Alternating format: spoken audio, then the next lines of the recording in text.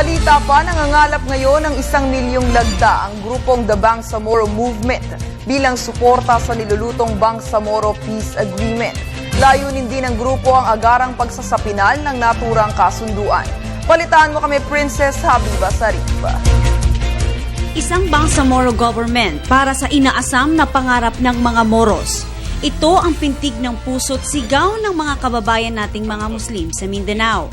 Sa isang ugnayang Re-Framework Agreement on Bangsamoro Forum na ginanap sa Quiapo, Manila, ibinahagi ng iba't ibang mga individual at mga grupong Muslim ang kanilang mga pananaw at saloobin sa katatapos lamang na pagpirma sa huling annex ng Framework Agreement on Bangsamoro.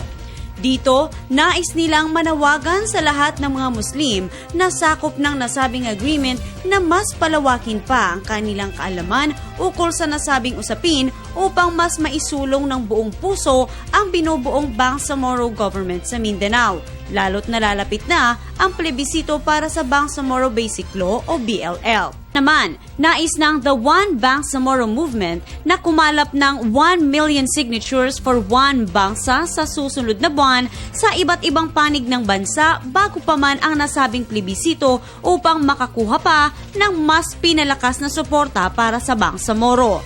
Ang mga panauhin mula sa iba't ibang tribo tulad ng nakararami, tanggap at suportado nito ang nasabing agreement. Unang-una, gusto ko po munang banggitin ang pasasalamat sa kasalukuyang pamahalaan.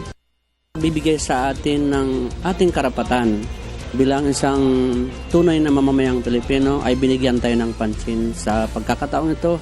Hindi lang pong tanggap, kung hindi ito po ay napakagandang pangyayari sa kasaysayan natin Bangsamoro. For the rest of the Maranos, we are then proud that the government had given us even a minute chances to govern ourselves. So we are very thankful to the government now that the dream of the Bangsamoro is now a reality. We have surveys online and about 80% said that they are happy sa resulta ng peace talk ng MILF at ng gobyerno ng Pilipinas. So we can say that kahit na konti yung kaalaman and information, sinusubaybay pa rin nila and they feel happy about it. Ipinaabot din ng mga panauhin ang kanilang lubos na pasasalamat sa kasalukuyang administrasyon sa patuloy na pagsuporta at pagsusulong nito sa pagbuo ng nasabing agreement sa kabila ng 4 na dekadang hindi pagkakasundo ng gobyerno at ng mga taga Mindanao. We must be thankful to the government under the administration of the President Excellency Aquino and Alhamdulillah that the prayer of the Muslims has come to a reality this time. Gaya ng lahat ng mga Pilipino sa buong mundo, tanging ang kapayapaan ang hinahangad nito para sa ating bansa.